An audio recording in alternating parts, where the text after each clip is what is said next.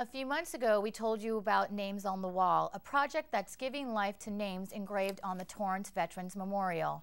And while they still need volunteers, reporter Anna Carranza learns why the project is so rewarding for those already involved. We're trying to put a face on these names, 146 names on that wall. Jerry Rowan's goal is to make them more than just names. We know very little about them, and we have a sense of urgency because many of the contemporaries, particularly of World War II people, are dying, and their families are disappearing, and we want a record of those people. They deserve it. Ronan, who is spearheading the project, is diligent and steadfast in his effort to remember who the young fallen heroes were. Torrance started out as a very small community. It was still a small community World War II. There was a lot of that small town element. Researchers will gather and preserve information of each of the 146 Torrance military personnel who gave their lives in service to the country. Yearbooks, newspapers, directories, and government records will help ID the person. But Jerry likes to do things the old-fashioned way. In fact, he believes the anecdotes from family and friends create more of a human profile than dates and figures. And that's what draws researchers deeper into the project.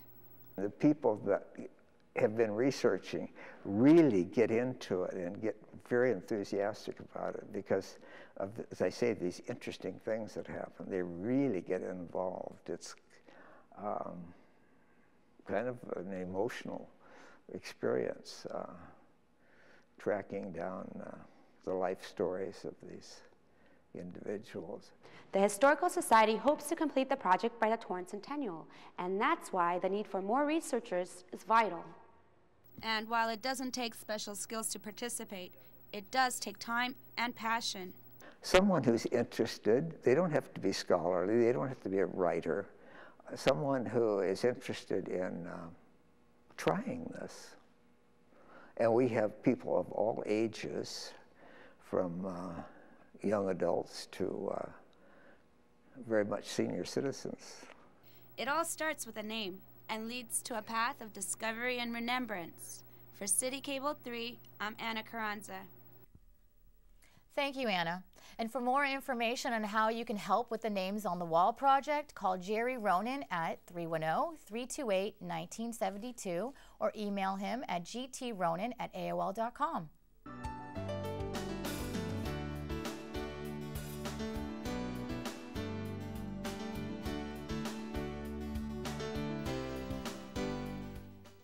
Now let's go out to Adams Elementary School. Reporter Margaret Sharpe takes us to their 50th anniversary celebration and finds out why the school continues to succeed. The world from the eyes of a 24-year-old are a lot different than the eyes of a 65-year-old. John King never thought he would be attending the 50-year anniversary of John Adams Elementary School. It was 1969 when King began teaching at Adams, and since then, a lot has changed. When I first started, the only non-English speaking children in the school were those that were directly from Japan. Since Honda and Toyota have U.S. headquarters here in Torrance, children of executives attended the Adams School. Today, the demographic has expanded. In Torrance now, there are about 80 languages spoken in our school. Although there have been big changes, some things have stayed the same. Many people attending the 50th anniversary have generational ties to the school. A lot of them either went to school here, or their children have gone here, or their parents have gone here. Suzanne Bierman was in the first graduating class in the 60s. Her daughter Alyssa attended in the 70s, and Alyssa's son is currently enrolled. I love the area. I live next door to the school, so I keep an eye on it all the time, and it's continuity. And I hope their kids will go here. Over the years, King has seen the school evolve in a positive way. The schools mirror society, and Adams School, I think, has always reflected what our society should and could be. Now, after 50 years of change, John Adams has still managed to maintain that close-knit community feel that so many in the area have come to cherish. For CitiCABLE 3, I'm Margaret Sharpe. Thank you, Margaret. And for more information on Torrance Unified Schools, go to TUSD.org.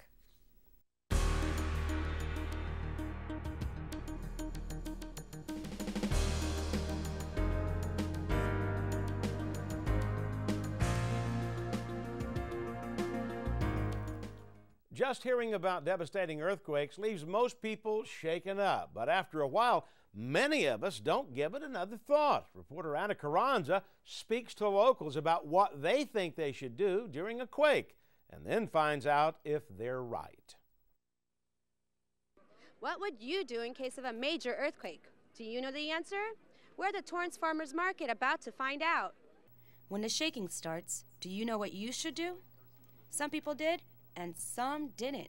I would probably grab my kids and hide underneath my bed or stand in a doorway or go outside. At home, I would, if I could, try and get away from things that are falling, but not run, and get either under a desk or a table and just ride it out.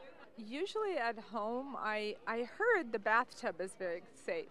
So I used to do doorways, but I heard that's not good anymore. So I've bathtub or under a desk or something like that. Get under a mattress, go in the basement, or like get under a doorway. Here at Fire Station 6, the experts sum it up. Drop, cover, and hold on.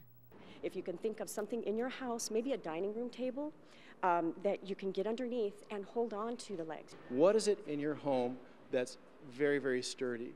I heard our good friend from disaster preparedness talk about getting under a sturdy dining room table. Some sort of filing system that you have in your home, something sturdy that will allow you and your family members to take shelter while they're shaking. Hold on until the shaking stops, then consider evacuation of the structure. And what do people think they should do if an earthquake occurs while they're driving? If I were driving, I'd probably just pull off to the side of the road and stop.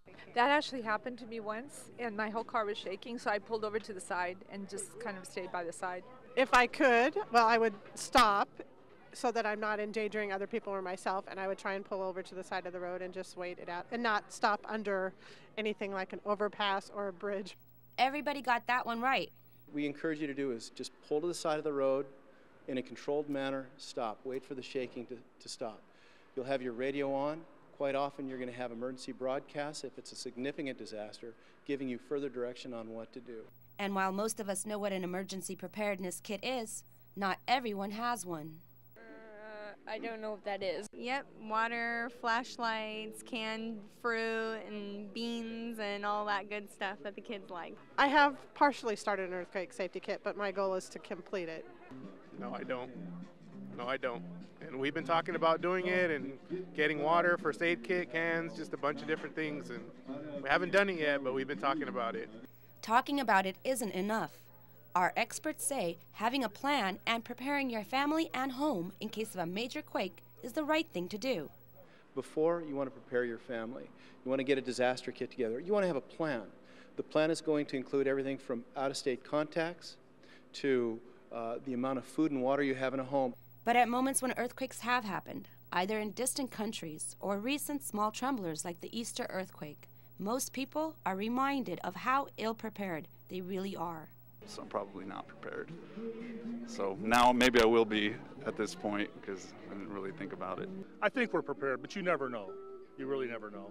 So I think this is something we need to think about. We need to get a plan. It all rests in preparedness. So when the shaking stops, you and your family are safe. For CitiCABLE 3, I'm Anna Carranza. Thank you, Anna. Great advice. Every year, the fire department and the police department teach a disaster preparedness class called CERT, Community Emergency Response Team Training. It's offered free of charge to residents and business people here in the city. For more information, call 310-781-7021. And to learn more about how to be prepared for an earthquake, go to FEMA.gov. After the break, we'll tell you how some people were running or walking for their lives and the lives of others. Now here's your 5-day forecast.